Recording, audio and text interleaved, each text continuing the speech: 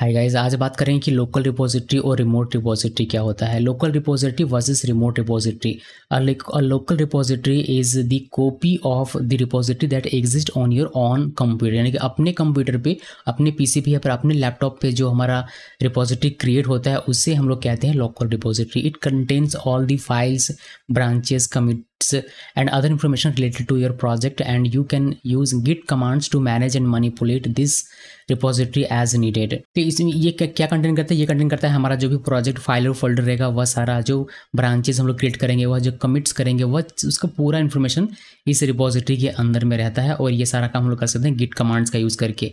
But Git commands पे अभी हम लोग नहीं जाएंगे कि गिट के क्या क्या कमांड्स होते हैं। फिर सिंपली इतना जानिए कि हमारे लोकल मशीन पर, हमारे लोकल सिस्टम पर, लोकल पीसी या फिर लोकल कंप्यूटर जो हमारा अपना कंप्यूटर है उस पर अगर कोई रिपोजिटरी आप क्रिएट करते हैं तो वो हमारा लोकल रिपोजिटरी कहलाता है। उस पर आप रख सकते हैं अपने प्रोजेक्ट के फाइल और फोल्डर्स, और जो भी ब्रांचेस, कमिट्स वगैरह होंगे सारे इन्फॉर्मेशन उसी के अंदर कंटेन रहेगा।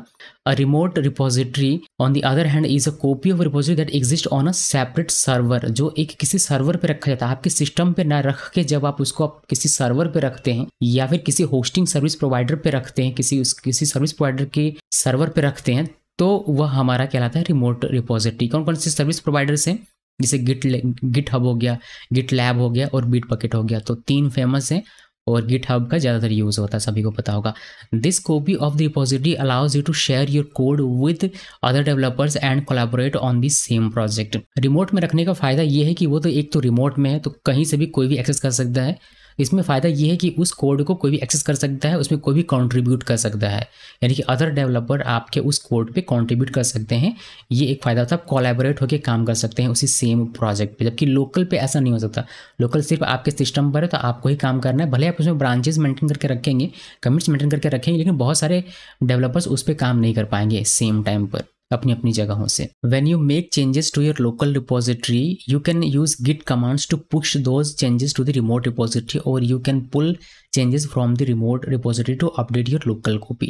देखिए क्या होता है कि हम लोग लोकली बनाते हैं अपना रिपोजिटरी और उसको हम लोग पुश कर देते हैं रिमोट रिपोजिटरी के तौर पर, रिमोट सर्वर पे या फिर किसी अदर सर्वर पे, और जो भी होस्टिंग सर्विस प्रोवाइडर है उस पर पुश कर देते हैं। हमारा लोकल रिपोजिटरी चला जाता है हमारे रिमोट रिपोजिटरी के तौर पर, रिमोट सर्वर पे। तो ये हमारा पूरा कॉन्सेप्ट होता है। तो यहाँ पर क्या ये कह रहा है कि when you make changes to your local repository, जब आप अपनी लोकल रिपोजिटरी पे चेंजेस करते हैं, चाहे वह ब्रांच क्रिएट करना हुआ या फिर कोड में चेंज करके कमिट करना हुआ, जो भी आपका चेंजेस होता है लोकल रिपोजिटरी पे होता है, वो आप गिट कमांड्स का यूज़ करके करते हैं। उसके बाद जो भी अपने चेंजेस करना था वो आपने कर लिया अपने लोकल रिपोजिटरी पे। फिर उस लोकल रिपोजिटरी पे जो चेंज किया वह चेंज आपको रिमोट पे लेके जाना, तो उसके लिए हम लोग गिट कमांड में होता है पुश, उस पुश कमांड को लगाते हैं और वो सारा चेंज जो हमारा अभी लोकल है वो हमारा रिमोट पे चला जाता है, रिमोट रिपोजिटरी पे चला जाता है।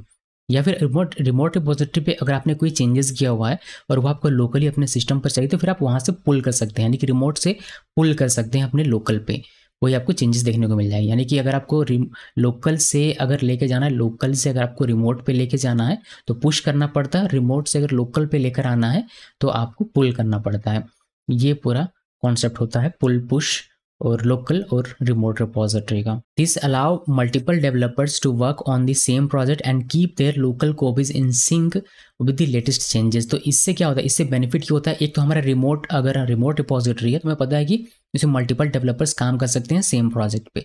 और उन्होंने क्या किया, रिमोट रिपोजिटरी का एक एक कॉपी अपने सिस्टम पे रख लिया है लोकल रिपोजिटरी के तौर पर। तो वह जब भी कोई चेंज करते हैं तो अपने लोकल रिपोजिटरी पे करते हैं, अपने लोकल सिस्टम पे करते हैं। है उनका वही प्रोजेक्ट, सारी चीज़ें वही है, रिमोट में जो रखी है वही उन्होंने कॉपी बना के अपने लोकल मशीन पर रख लिया है लोकल रिपोजिटरी के तौर पर। तो अपने लोकल पर वो सारे कोड चेंज करते हैं, चेक करते हैं कि कोड सही तरीके से काम करता है या नहीं करता है, फिर वो पुश करते हैं रिमोट पे। और यही तरीका सारे डेवलपर्स यूज़ करते हैं। तो इससे क्या होता है, इससे ये होता है कि एक तो लोकल मशीन पर उन्होंने अपना पहले कोड चेक कर लिया, फिर वह सही काम कर रहा है, तभी वो रिमोट पर लेके जाते हैं। तो यही रूल्स अगर सभी डेवलपर फॉलो करें तो सही कोड हमारा रिमोट पर जा पाता है। ये एक फ़ायदा होता है अगर आप लोकल रिपोजिटरी और रिमोट रिपोजिटरी दोनों को मेंटेन करके रखते हैं तो। और अगर जिन्होंने रिमोट रिपोजिटरी बनाया उन्हें अगर कोई चेंज किया अपने रिमोट पर ही तो उसको पुल भी कर सकता है डेवलपर, जिससे कि वो अप टू डेट रहे अपनी रिमोट रिपोजिटरी से, जो भी लेटेस्ट चेंज है उसके साथ।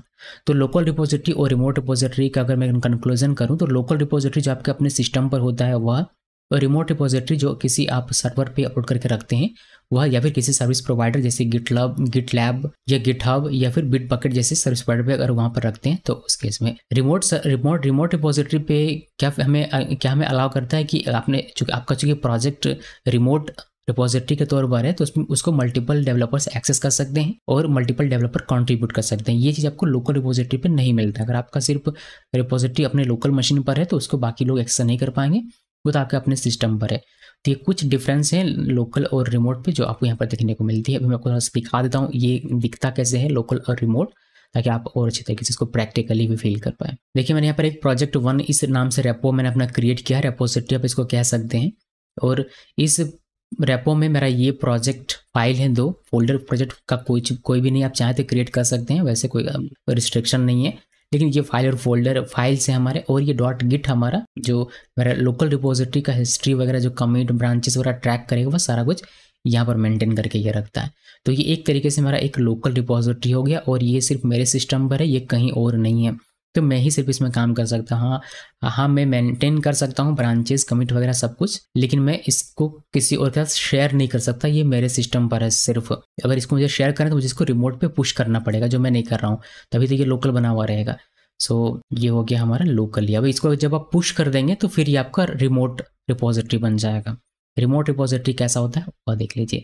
मान लीजिए कि हमारा कोई प्रोजेक्ट, ये वाला प्रोजेक्ट, इसको मैंने पुश कर दिया गिट कमांड का यूज़ करके, अब ये मेरा एक रिमोट रिपोजिटरी के तौर पर देखा जाएगा। तो ये मेरा जो गिटहब का अकाउंट है, अब इस पे जाएंगे। देखिए बहुत सारे रेपो मैंने क्रिएट करके रखा है, बहुत सारा, तो आपको शॉपिंगली भी मैं लेके जाकर दिखाता हूँ। यहाँ पर आते हैं, देखिए ये हमारा पूरा प्रोजेक्ट फोल्डर वगैरह सब कुछ है, फाइल वगैरह सब कुछ है, और इसमें ये हिस्ट्री मेंटेन करके रखता है। देखेंगे पुल में जाए तो देखिए एक हिस्ट्री मेंटेन किसी ने फर्स्ट चेंज किया हुआ है, ओपन किया हुआ है, और वीक अगो, और संजय इसका नाम मेंटेन करके रखा हुआ है।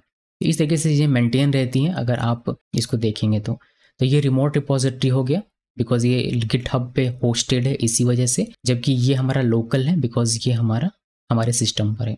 तो क्या ध्यान में रखना है, ये भी रिमोट हो सकता है, ऐसा नहीं कि ये लोकल है तो लोकल ही रह सकता है। इसको जब आप पुश कर देंगे रिमोट पे तो वहाँ का जो रेपो बनेगा वह बनेगा रिमोट रेपो, और यहाँ अभी भी हमारा ये लोकल रेपो ही कहलाएगा, और दोनों अलग अलग ट्रीट किया जाएगा, ये ध्यान में रखिएगा। जब तक आप यहाँ के चेंजेस को रिमोट में पुश नहीं करेंगे तब तक कोड आपका जाएगा नहीं, दोनों अलग अलग होता है। इवन पुश करने के बाद भी दोनों अलग अलग रेपो माना जाएगा, ये ध्यान में रखिए, और आप इसको बेहतर तरीके से यूज़ कर पाएंगे जब मैं आपको गिट कमांड्स वगैरह बताऊंगा तब। अभी के लिए सिर्फ इतना जानकारी था कि लोकल रेपो क्या होता है और रिमोट रेपो क्या होता है, दोनों अलग अलग होते हैं, ये ध्यान में रखिएगा। भले आपने इसी सेम को पुश किया हो बट अभी भी ये इंडिविजुअल है, लोकल आपका आपके सिस्टम पर है और रिमोट वाला आपके गिटहब पर है। जब तक यहाँ के चेंजेस को आप पुश नहीं करेंगे तब तक इसका असर आपको, लोकल का असर आपको रिमोट में देखने को नहीं मिलेगा। सेम उसी तरीके से रिमोट में अगर कोई चेंजेस कर दें तो रिमोट का असर आपको लोकल पे देखने को नहीं मिलेगा जब तक कि आप पुल ना कर लें। तो दोस्तों ये सारी बातें ध्यान में रखिए बिकॉज बहुत कन्फ्यूजन होता है बिगिनर्स को, तो ये सारी चीज़ें ध्यान में रखिए और आप अच्छे तरीके से काम कर पाएंगे गिट और गिटहब के साथ। एक बार फिर से रिक्वेस्ट करना चाहूँगा कि अगर आपने मेरे चैनल को सब्सक्राइब नहीं किया तो कृपया करके सब्सक्राइब कर लीजिए। इस वीडियो को देखने के लिए आप सबका बहुत बहुत धन्यवाद।